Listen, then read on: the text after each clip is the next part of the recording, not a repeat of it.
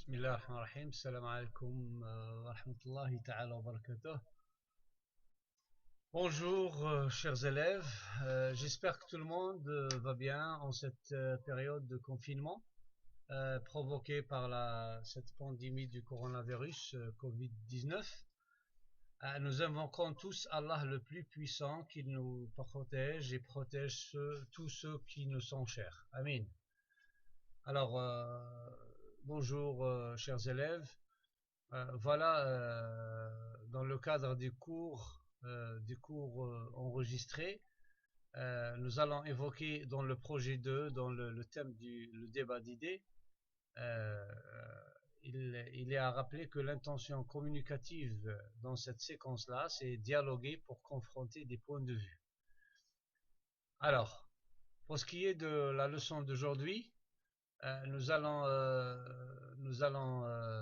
s'intéresser à une ressource linguistique qu'il s'agit le lexique de l'accord et de désaccord. Voilà.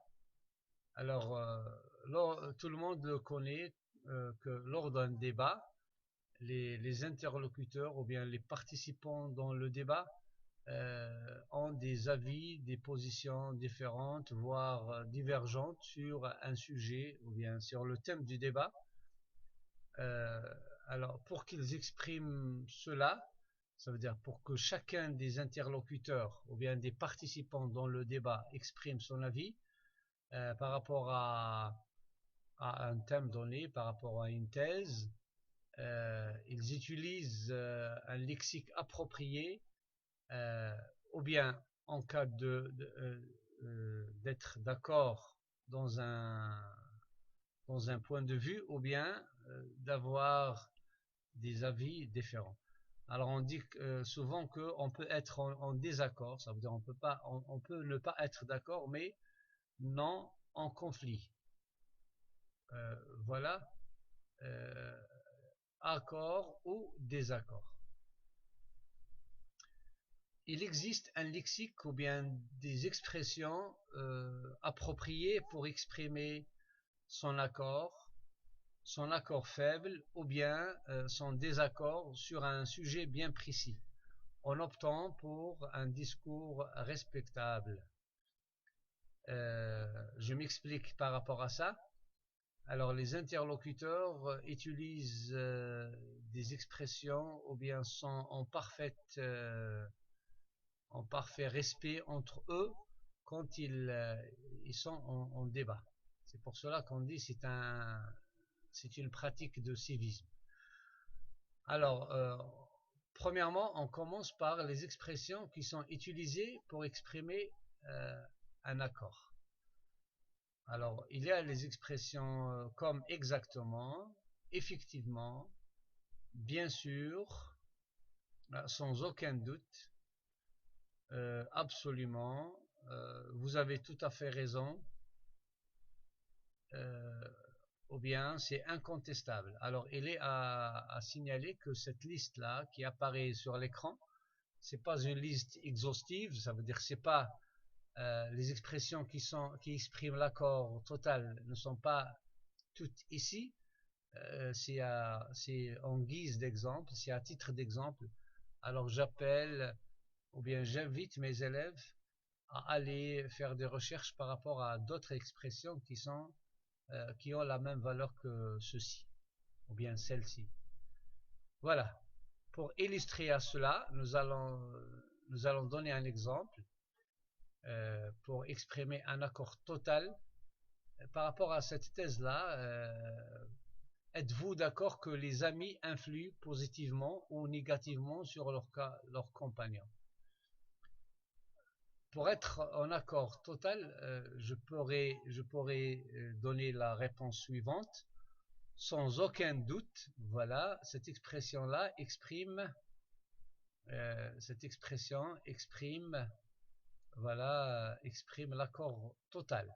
Sans aucun doute, chacun est attiré par les comportements des camarades.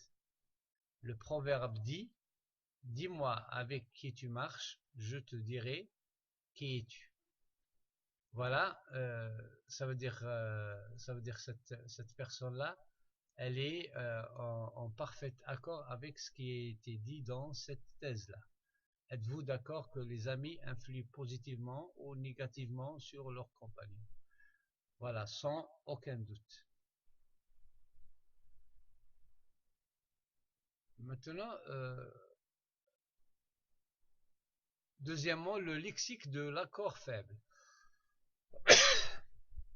Alors ici, celui qui donne son opinion n'est pas totalement en accord ni en désaccord. Ça veut dire qu'il n'est ni pour ni contre la thèse qui est donnée, mais il a un accord, mais il n'est pas total. Alors, il pourrait exprimer cela par c'est possible, peut-être, si vous voulez, en principe, ça se peut, pourquoi pas, ou bien admettons.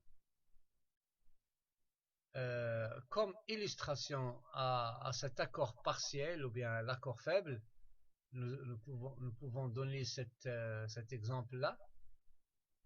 Voilà. Êtes-vous d'accord que les cours supplémentaires sont bénéfiques? Est-ce que faire des cours après les cours réglementaires, ça veut dire les cours normaux dans le lycée, en extrascolaire, qu'est-ce que vous en dites? Alors celui-là, pour exprimer son accord partiel ou bien son accord faible, on peut utiliser l'expression c'est possible. C'est possible que les cours supplémentaires soient bénéfiques. Mais, voilà, l'expression d'opposition, pour exprimer, on va dire, son réserve ou bien son recul par rapport à cette thèse-là, on pourrait dire, mais cela n'est pas valable pour tous les élèves ni pour toutes les matières. Alors c'est possible que c'est un vocabulaire qui exprime un accord partiel. Pour le désaccord, ça veut dire le refus total ou bien le rejet de la thèse, on peut dire non, c'est faux, ce n'est pas vrai,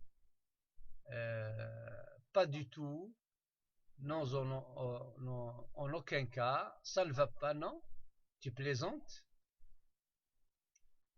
sûr que non. Alors ici, le locuteur ici, il exprime avec ces expressions-là, ou bien avec l'une de ces expressions, il exprime son désaccord, ou bien son rejet total, ou bien intégral de la thèse. Alors, pour illustrer à cela, nous allons donner cet exemple. Êtes-vous d'accord que les livres parascolaires présentent un apport positif à l'effort des enseignants? Les livres parascolaires, ce sont les livres qui ne sont pas des manuels utilisés dans la classe, mais ils sont des livres qui sont vendus dans les librairies, qui renferment le programme. Ce sont des livres extra, comment on appelle ça, ce sont des livres parascolaires. Alors, est-ce que ces livres-là présentent un apport ou bien un appui ou bien une aide positive à l'effort des enseignants? Ce n'est pas vrai. Alors là, le locuteur exprime son rejet à cette thèse-là. Ce n'est pas vrai que les livres parascolaires présentent un apport positif à l'effort des enseignants. Il appuie son refus par cet argument. La plupart sont à caractère commercial. Ça veut dire ceux qui confectionnent ces livres-là, leur intérêt c'est le gain ou bien c'est l'argent qu'ils vont récolter derrière ces livres-là. La plupart sont à caractère commercial, ou bien ils sont plus, ou bien encore ils sont pleins de fautes. Ces livres sont pleins de fautes. Alors voilà pourquoi il y a ce désaccord par rapport à cette thèse-là. Maintenant, on passe à l'application de ce qui a été évoqué dans le cours. Maintenant, c'est l'effort de l'élève. Maintenant, à vous, chers élèves, d'essayer d'exprimer votre accord en première position, ou bien votre accord faible, ou bien partiel, après votre désaccord par rapport aux thèses suivantes. Voilà, je vais vous donner maintenant 3 thèses. Essayez de s'exercer par rapport à la notion d'aujourd'hui. Alors la première thèse, le confinement total est-il une solution contre le coronavirus Covid-19? Ça veut dire ne pas sortir de la maison, un confinement total. Est-ce que c'est une solution contre le coronavirus? Alors vous allez exprimer votre accord, puis votre accord faible, puis votre désaccord, toujours en utilisant le lexique qui a été donné tout à l'heure, ou bien plus haut. Alors, est-il vrai, la deuxième thèse, est-il vrai qu'on peut avoir un avenir stable même sans avoir un diplôme? La même consigne. Est-il vrai que les plantes médicinales, ça veut dire celles qui sont utilisées dans la médecine traditionnelle, peuvent remplacer les médicaments? Alors, je vous souhaite bon courage avec cette application-là. Essayez de prendre un stylo et une feuille et s'exercer par rapport à la notion d'aujourd'hui. Voilà, j'espère que vous avez profité de cette leçon-là. Merci de votre attention. À bientôt avec une autre leçon. Portez-vous bien. Salam alaikum wa rahmatullahi ta'ala wa barakatuh. Merci. Votre professeur vous souhaite beaucoup de courage et beaucoup de réussite.